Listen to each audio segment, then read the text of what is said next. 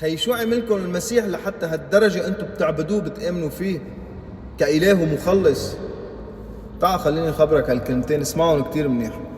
أول شي المسيح أجا لكل العالم، كل البشرية، والإنجيل كلامه، وكلامه كمان أجا لكل البشرية.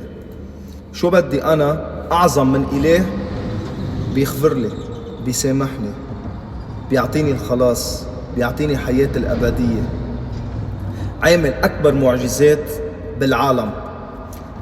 يسوع المسيح بلا خطيئة، يسوع المسيح قام من بين الأموات، يسوع المسيح هو نور العالم، يسوع المسيح أحيا الأموات، يسوع المسيح خلى الأعمى يقشع قدامه يشوف، خلى كل واحد ما بيقدر يمشي مشاه.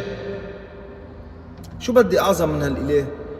كيف أنا ما بآمن بإله قال لي إذا بتتبعني ما رح تكون أنت بالظلام؟ كيف؟ فهمني إياها. بروح بعبد مين بمين بدي آمن خيي؟ قل لي أعطيني شي اسم شخص روح آمن فيه. مين؟